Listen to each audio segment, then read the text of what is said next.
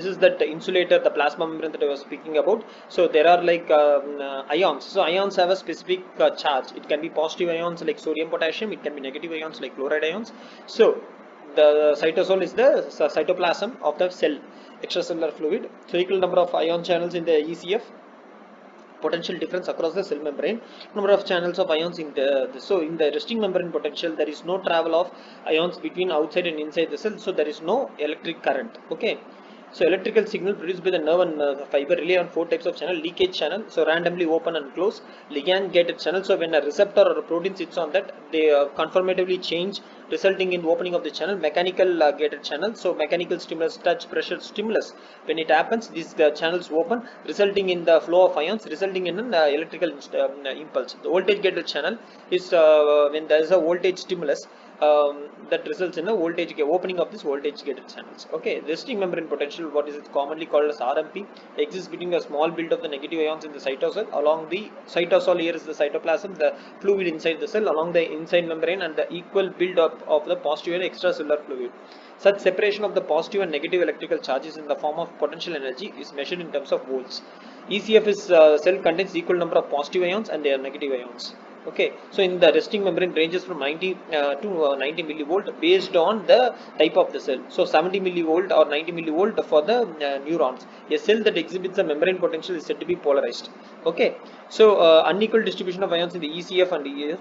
ECF is, so you should be clearly knowing ECF, the extracellular fluid is rich in sodium and chloride ions. Cytosol, it's rich in potassium, phosphate and amino ions, amino acids. Okay, so because the plasma membrane typically has more potassium leakage channels than the sodium leakage channels, the number of potassium ions diffuse down their concentration gradient out of the cell into the ECF is greater than the number of sodium ions that diffuse down to the concentration. So what happens is that there are too many leakage channels such as potassium channels, and these potassium channels, so even the potassium is more, potassium is a positive ion and there are more in number inside the cell, they diffuse out due to the leakage channels. Hence there is a negative charge inside the cell when compared to the outside. So that's why you call this as minus 90 millivolt. Okay, so there is a pump called sodium potassium pump. So this pump pumps out so small inward sodium leak and outward potassium leak are offset. So uneven distribution of sodium and potassium channels, the if the sodium channel increase, then more positivity inside the cell. Okay, so when there is more positivity inside the cell, pumps out the sodium ions fast as it leaks in, and at the same time sodium potassium it brings in K plus. So sodium potassium maybe expels 3 for each 2 plus important. So what it does, in order to bring the cell back to its resting potential, the more number of sodiums are pumped out and less number of potassium are pumped in. These pumps remove more positive charge from the cell than they bring into the cell. They are electrogenic, which means they contribute negative of the cell, and they work on ATPase because against the concentration gradient they work, because outside the cell more positive. So when there is a concentration gradient, so outside is when there is a concentration gradient between the cellular membrane, um, cells usually move from higher concentration to lower concentration, but in this case the pump has to pump against the concentration gradient, that is from the lower concentrate from the lower concentration to higher concentration, so it requires energy. That's where the ATPase comes into play. Okay, so this is a K plus leaky channel. So it's leaky in the sense they're always open. There are sodium leakage channel, but K plus leakage channels are more when compared to sodium, and this is this pump, so it requires energy when compared to any of these channels. This requires energy because it has to pump out sodium outside where there is higher concentration, against the concentration gradient it has to pump out, so that's why it requires energy. Okay, so there is two phases. One is, so when there is a stimulation, so what happens is, if you see the resting membrane potential is voltage gated, and or in the resting state, and voltage gated K plus channels are closed. Voltage gated in play or in the resting state, and voltage gated K plus channels are closed. When there is a stimulus causes depolarization to the reach the threshold. So this is the threshold for the sodium. So once that threshold potential of the sodium is reached, it immediately produces an action potential. It's an all or none phenomena because it cannot be stopped until the equilibrium potential of the sodium is reached, which is plus the 30 millivolt. So what is that? When the equilibrium potential is reached, there is no further movement of sodium and potassium, sodium inside and outside the cell. So now the cell goes to a repolarization state. That is, the voltage gated now the voltage once the voltage gated sodium potassium channels are open, or now, and the sodium channels become more and more deactivated. Okay, so if you see in the green side of the this thing, the voltage gated sodium channel activator gates are open, and it reaches the, and it reaches what the, it reaches the equilibrium potential. Then in the yellow side, the voltage gated K plus channels are open, and Na plus channels are kept closed. Okay, so more K plus channels, so what happens is more number of K plus ions are repelled outside the cell, okay, from inside, because K plus gated channels are open.